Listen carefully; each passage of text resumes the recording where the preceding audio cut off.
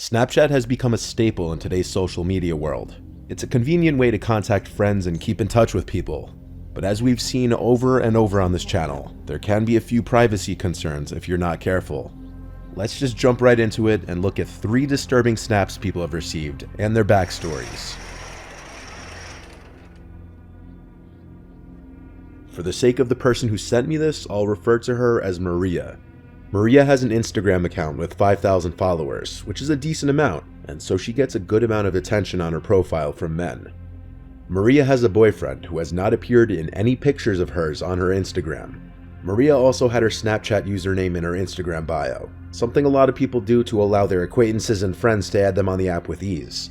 This can also open the door to unwanted contact though.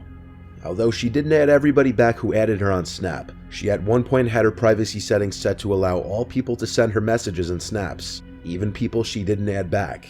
So, somewhat often she'd receive messages and snaps from random guys, usually guys that followed her on Instagram. In her words, often older and creepy looking. But according to her, even younger guys managed to look creepy by taking weird angled selfies in dark rooms. Usually the snaps were pretty harmless like this, but one day she received a snap that would lead to her getting the police involved. Maria lives with her family, but often stays at her boyfriend's first-floor apartment.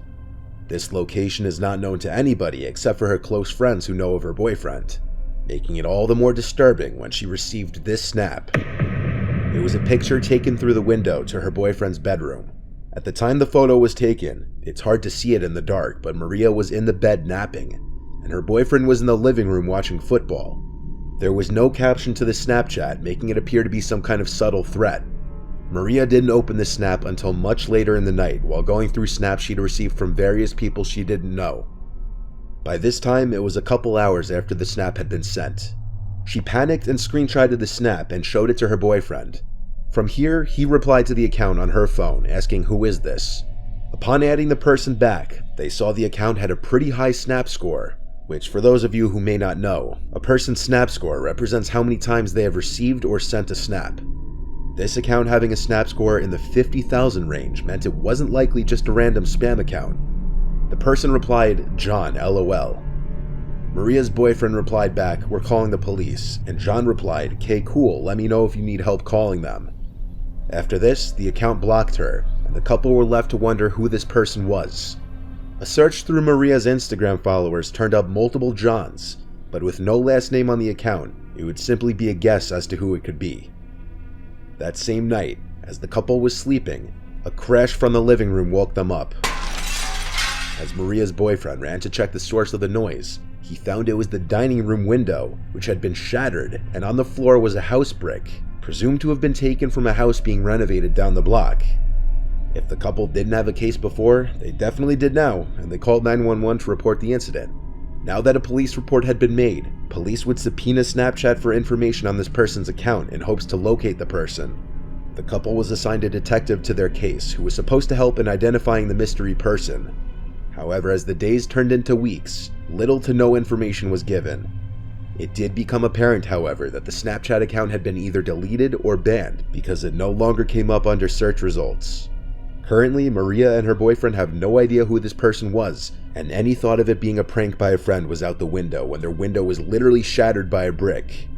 It can boil down to a stalker being jealous of her boyfriend, but this would also mean that Maria was followed to her boyfriend's house, and that the perpetrator would know where she lives as well. Luckily, with security cameras becoming more prevalent on houses, these kinds of crimes are becoming more difficult to get away with. But in cases like this, where there's an absence of any cameras, unfortunately people may still be able to pull these kinds of crimes off. 3 months later, and Maria and her boyfriend haven't seen any new activity at either of their homes.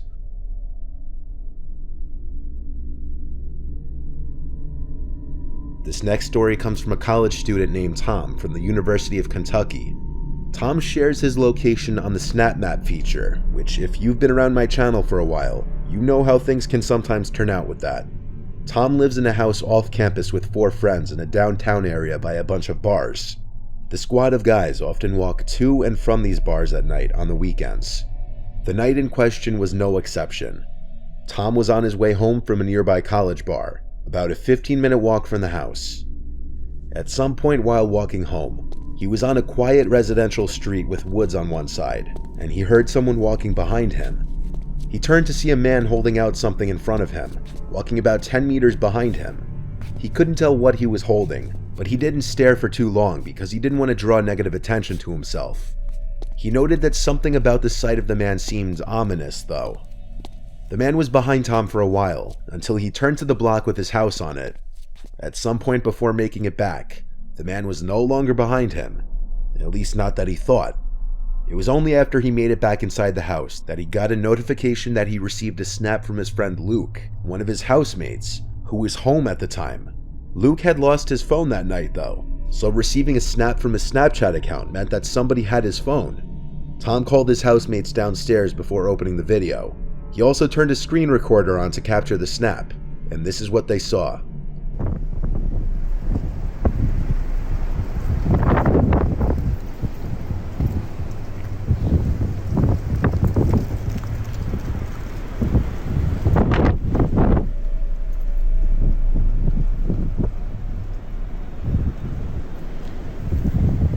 The snap was a video of Tom walking down the street towards his house.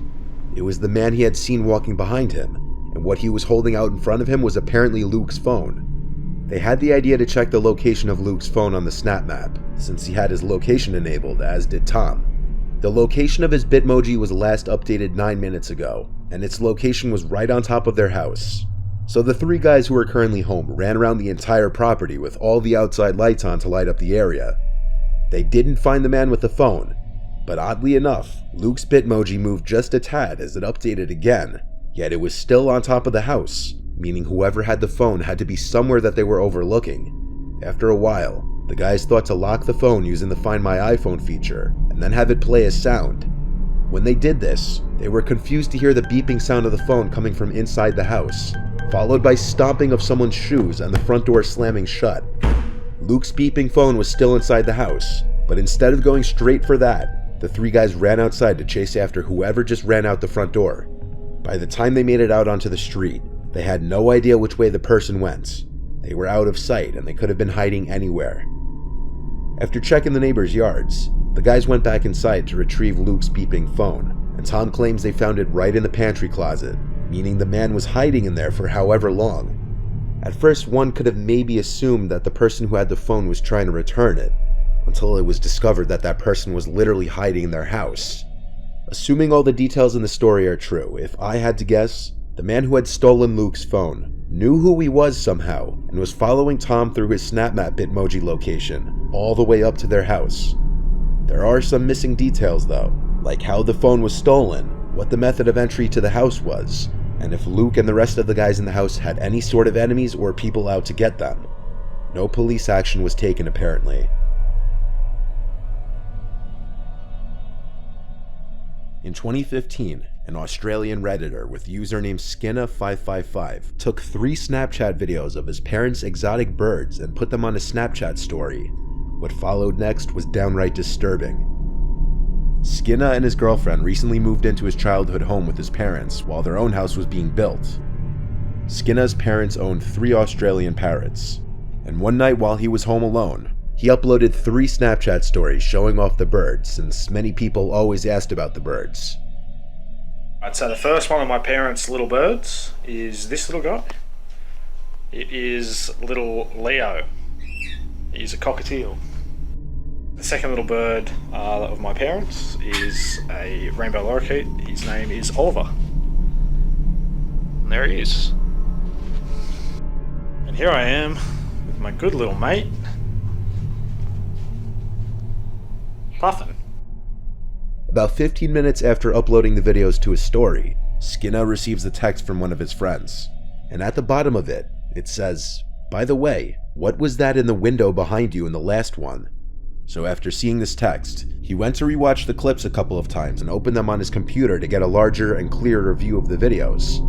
In the last snap, it almost appears as if someone is at the door, looking in with their hands cupped against it. But it's hard to say for sure because of how briefly the door is in the frame. But whatever it was not in the first snap when that same door was in full frame. Skinna was home alone at the time, and to add to the mystery, That door led to the backyard, which was only accessible through a single gate which had been locked. The theory that it might have been a reflection doesn't hold up, because the sliding glass door was half open, and all that stood between the figure and the inside of the room was the fly screen door, which would not have been able to cast any reflections. Whatever was at that door moved in the matter of seconds that passed between the first and third snap. When Skinner was a young child, around 10, he started to commonly experience sleep paralysis, which could get so intense that he'd find himself often not being able to breathe for short periods of time, and this led to a fear of sleeping for him. A couple years went by, and his sleep paralysis tendencies would worsen. During his episodes, he could not move, and felt like something that meant him harm was in the room with him. Around the age of 14, he started to hear and see things like thuds and creaks. However, he always had one recurring vision: a faceless person looking in his bedroom window with their hands cupped up to the glass, similar to this image caught in his Snap story. When he moved out at age 18, he never had another episode.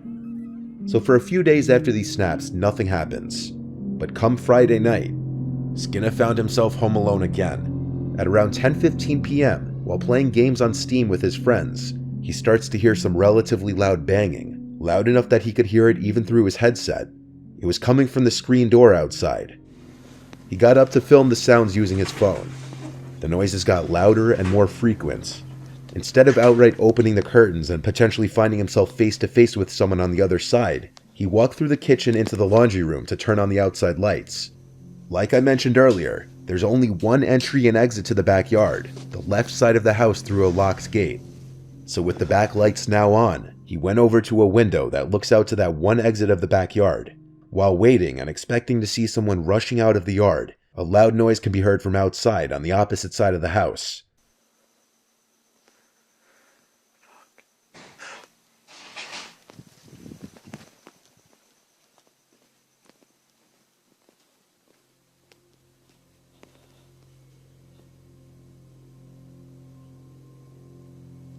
He aims the camera at the window for a few moments, then turns on the kitchen lights, and seconds later stops recording. What the fuck, man? He kept all the lights on until his parents returned home. He uploaded the videos to Reddit, and people started to help in examining the videos. After a few Redditors enhanced the videos, a big mass in the corner was revealed in the dining room. The figure begins to resemble a person. And to make it creepier, that figure is not there at the end of the video. Skinner called the police, and the video freaked even them out. They believed that a two-man team tried to rob his parents while they were away. Theoretically, when one would-be robber broke in and realized Skinner was home, the second one tried to make noise to lure him inside. And when it didn't work, he snuck out and escaped. Skinner doesn't entirely trust this theory, mainly because all the doors and windows were locked from the inside when they came in. So how exactly would these guys have gotten in? Years later, this just remains to be another internet mystery, and what actually went down we may never know.